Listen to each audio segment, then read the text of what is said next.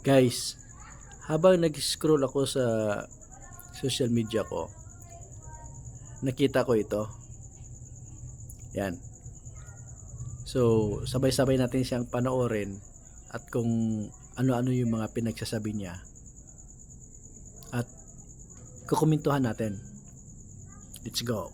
Sa investigasyon ng Rappler, nalaman namin na ang campaign donor ni Vice President Sara Duterte na si Glenn Escandor ang nakakuha ng pinakamaraming flood control projects contracts sa buong Davao Region mula 2021 hanggang 2023. Pinakamarami Ayun. ito both sa amount at number ng contracts. Ang Escandor Development Corporation ay nag-donate ng halos 20 milyon sa kampanya ni VP Sara noong 2022. Pag-aari ni Glenn Escandor ang Genesis 88 Construction na nakakuha ng 35 na flood control projects sa buong Davao Region amounting to 2.9 billion pesos. Base po yan sa data na nakalagay sa Sumbong sa Pangulo website. Ito pong 35 flood control projects na ito ay makikita lahat sa Davao City. Base po sa bilang namin, itong 35 ay nire-represent ang 25% ng total ng flood control projects sa buong Davao City, ang teritoryo ng mga Duterte. So, ang tanong, anong motibo mo kung bakit mo pinapalabas yan sa social media? Para lang ipangalandakan mo yung koneksyon ng mga iskandor sa mga Duterte? Ganun lang ba?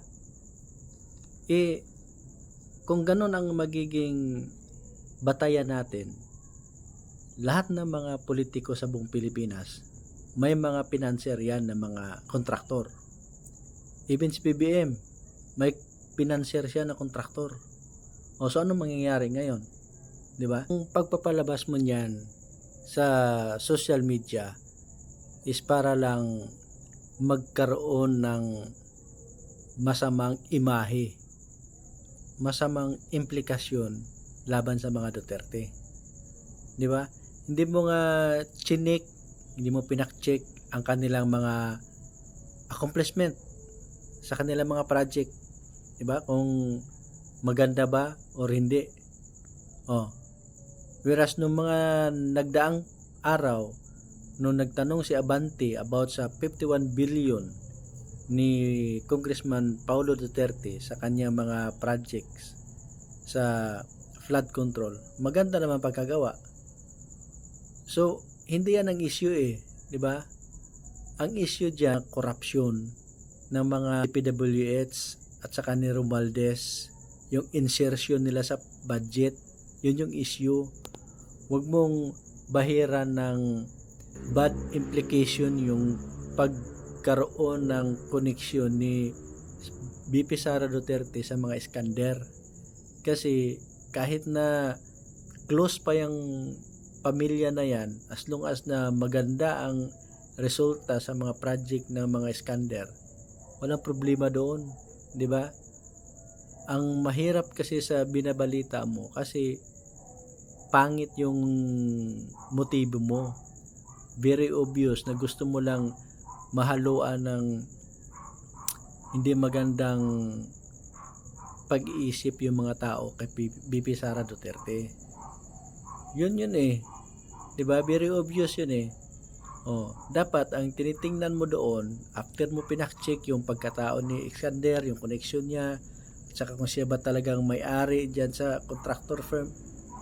construction firm na yan, dapat tiningnan mo yung result ng kanyang mga project, kung maganda ba at hindi, di ba? Substandard ba or meron ba mga anomalya sa project, hindi ba natapos yung project, di ba? Ganon ang dapat ang ipinapakita mo aside doon sa koneksyon nila sa Vice President pati sa pamilya ng mga iskandor.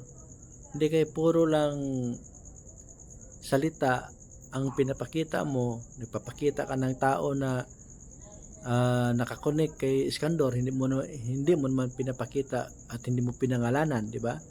So, ang motibo mo paninira lang.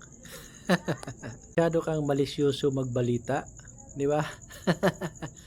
Napakahalata naman talaga na gusto mo lang bahiran ng putik yung pagkatao ng mga Duterte. kahit ano pang gagawin nyo kay Sara Duterte, pagbalik-baliktarin nyo man yung mga naratibo nyo dyan, wala yan. Hindi yan uubra kay Sara Duterte. Di ba? Kaya mamatay na lang kayo sa inggit at sa darating na 2028, yan ang magiging Pangulo ng Pilipinas. Kaya humanda kayo, taga-Rappler. Nice.